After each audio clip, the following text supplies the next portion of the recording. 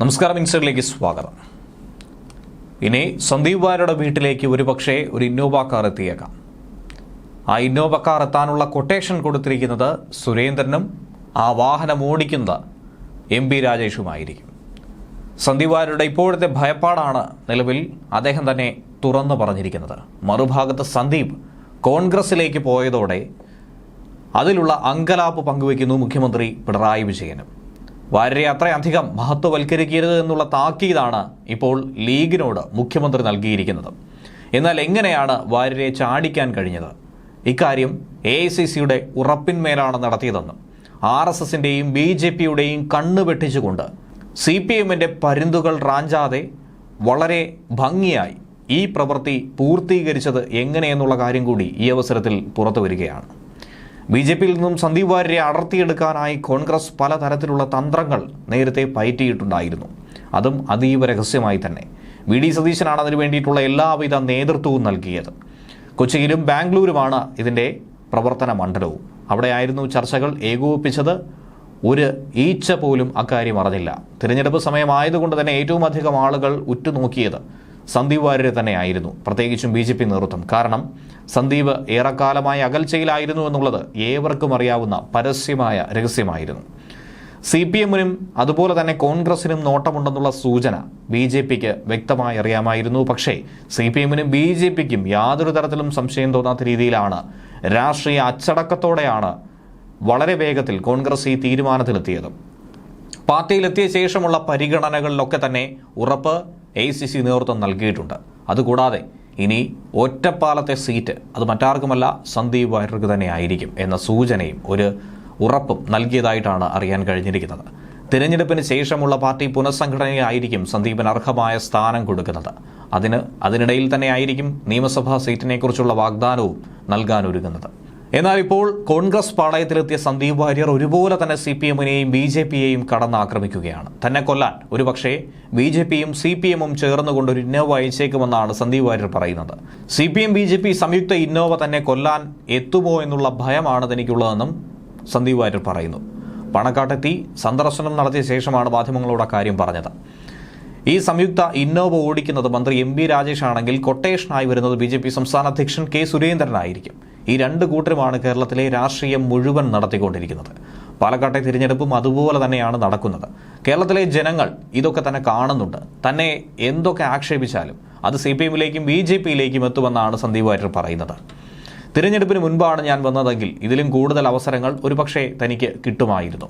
വെറുപ്പിന്റെയും വിദ്വേഷത്തിന്റെയും ഫാക്ടറിയിൽ നിന്നും പ്രവർത്തിച്ച് മടുത്തതിന്റെ പേരിലാണ് ഇപ്പോൾ വിശ്വസിച്ചിരുന്ന പ്രത്യയശാസ്ത്രത്തെ പോലും എന്നേക്കുമായി ഉപേക്ഷിച്ചുകൊണ്ട് UDFന്റെ മാനവികതയുടെ പക്ഷത്തേക്ക് താൻ എത്തിയതെന്നും അദ്ദേഹം പറയുന്നു.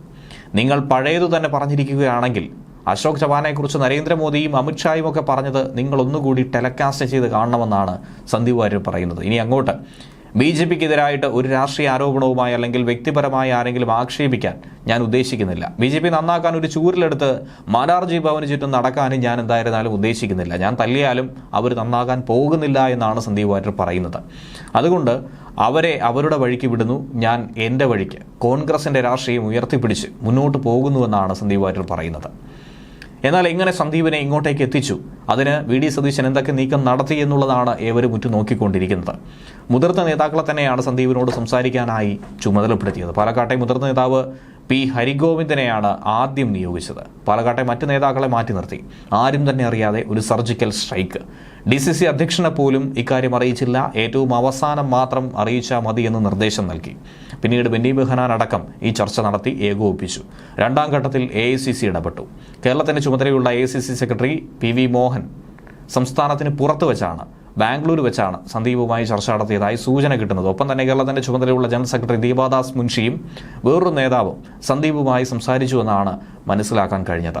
സന്ദീപ് വരുമെന്ന് ഉറപ്പാക്കിയതിന് പിന്നാലെയാണ് KPCC അധ്യക്ഷൻ K സുധാകരനെയും VD സതീശൻ ഈ വിവരങ്ങൾ പോലും അറിയിച്ചത്. അത്ര രഹസ്യമായി, അതീവ രഹസ്യമായി, ഒരു കാരണവശാലും ചോർന്നു പോകരുത് എന്നുള്ള വ്യക്തമായ സൂചനയോടുകൂടി തന്നെയാണ് മുന്നോട്ട് പോയത്. എന്നാൽ CPM ആകട്ടെ മന്ത്രി അടക്കം മുതിർന്ന നേതാക്കൾ തന്നെ കാണാൻ എത്തിയിരുന്നുവെന്ന് സന്ദീപ് വാര്യർ തന്നെ വ്യക്തമാക്കുന്നുണ്ട്. പക്ഷേ ആർക്കും ചെവി കൊടുക്കാതെ കോൺഗ്രസിലേക്ക് മാത്രമായി ഒതുങ്ങുകയായിരുന്നു. ശേഷം കോൺഗ്രസിലെത്തി. അതിന് പിന്നാലെ കോൺഗ്രസിൽ പോയത് മാധ്യമങ്ങൾ മഹത്വവൽക്കരിക്കുന്നു എന്നുള്ള കുറ്റപ്പെടുത്തലുമായി മുഖ്യമന്ത്രിയും രംഗത്ത് വന്നു. സന്ദീപ് വാര്യർ പാണക്കാട് സാദിഖ് അലി ശിഹാബ് തങ്ങളെ കാണാൻ പോയ വാർത്ത കണ്ടു. അത് കണ്ടപ്പോൾ പണ്ടത്തെ ഒറ്റപ്പാലത്തെ തിരഞ്ഞെടുപ്പ് ഓർമ്മ വന്നുവെന്നാണ് മുഖ്യമന്ത്രി പിണറായി വിജയൻ പറയുന്നത്. ബാബറി മസ്ജിദ് തകർത്ത ശേഷമുള്ള തിരഞ്ഞെടുപ്പായിരുന്നു അത്. ആ തിരഞ്ഞെടുപ്പിൽ ബാബറി മസ്ജിദ് വിഷയം ഉയർന്നിരുന്നു. ബാബറി മസ്ജിദ് തകർത്തത് RSSന്റെ നേതൃത്വത്തിലുള്ള സംഘപരിവാറായിരുന്നു. ആ സംഘത്തിന് എല്ലാ സഹായവും ചെയ്തു കൊടുത്ത അന്നത്തെ കോൺഗ്രസ് പ്രധാനമന്ത്രിയും കോൺഗ്രസ് നേതൃത്വത്തിലുള്ള ഗവൺമെന്റുമായിരുന്നു. സ്വാഭാവികമായും വലിയ പ്രതിഷേധമുണ്ടായി. അന്ന് ശക്തമായ വികാരമുണ്ടായി. അതിന് കൂട്ടുനിന്ന കോൺഗ്രസിനും കോൺഗ്രസ് സർക്കാരിനുമെതിരെയും പോലും വികാരമുയർന്നു. അന്ന് കേരളത്തിൽ കോൺഗ്രസിനൊപ്പം മന്ത്രിസഭയിൽ മുസ്ലിം ലീഗ് ഉണ്ടായിരുന്നു. ഇവിടെയും അത് വലിയ അമർഷം സൃഷ്ടിച്ചു. ബാബറി മസ്ജിദ് വിഷയത്തിൽ പ്രതിഷേധിക്കണമെന്ന ആവശ്യം ലീഗ് അണികൾക്കിടയിൽ നിന്ന് ഉയർന്നു വന്നു. പക്ഷേ മന്ത്രിസ്ഥാനം വളരെ പ്രധാനമായി അവർ കണ്ടു. അങ്ങനെ ആ വിഷയം തകർക്കാൻ കൂട്ടുനിന്ന കോൺഗ്രസിന്റെ കൂടെ അന്ന് മുസ്ലിം ലീഗ് തുടർന്നു. അതിൽ വ്യാപകമായ അമർഷം ലീഗ് അണികൾക്കിടയിൽ ഉണ്ടായപ്പോഴാണ് ഒറ്റപ്പാലം തിരഞ്ഞെടുപ്പ് വന്നതും. അന്നത്തെ പാണക്കാട് തങ്ങൾ എല്ലാവരും ബഹുമാനിക്കുന്ന ആളായിരുന്നു. ഇപ്പോഴത്തെ സാദിഖ് അലി ശിഹാബ് തങ്ങളെ പോലെ അല്ലെന്നും അദ്ദേഹം ലീഗ് അണികളെ തണുപ്പിക്കാനെത്തി. പക്ഷേ തങ്ങളെ കാണാൻ ആരും വന്നില്ല. ലീഗ് അണികൾ ബാബറി മസ്ജിദ് വിഷയത്തിൽ പ്രതിഷേധിച്ചു. അത് അന്ന് എന്തിൻ്റെ ഭാഗമായിരുന്നുവെന്നും ലീഗിന് ശരിയായ നിലപാടെടുക്കാൻ കഴിയാത്തത് കൊണ്ടായിരുന്നുവെന്നും കോൺഗ്രസിനോട് കൂടെ നിന്ന് അതിൻ്റെ ഭാഗമായി കോൺഗ്രസ് കാണിച്ച തെറ്റായ നിലപാട് ലീഗ് എതിർക്കാത്തത് കൊണ്ടാണ് ആ പ്രതിഷേധം നടന്നതെന്നാണ് പിണറായി വിജയൻ പറയുന്നത്. ഇപ്പോൾ ഒരാൾ വന്നപ്പോൾ ഇന്നലെ വരെയുള്ള കാര്യങ്ങൾ നിങ്ങൾക്ക് അറിയാവുന്നതല്ലേ. ഇദ്ദേഹം ഇന്നലെ വരെ എന്ത് നിലപാടാണ് സ്വീകരിച്ചതെന്നും അറിയാമല്ലോ. അതിൻ്റെ അമർഷവും പ്രതിഷേധവും പാണക്കാട് പോയി 2 വർത്തമാനം പറഞ്ഞാൽ തണുപ്പിക്കാൻ കഴിയുമോ? അതിനുവേണ്ടിയാണ് ഇതെന്ന് കണ്ടാൽ മനസ്സിലാകുമെന്നാണ് മുഖ്യമന്ത്രി പറയുന്നത്. ന്യൂസ് ഡെസ്ക് മലയാളി വാർത്ത ഇൻസൈറ്റ്.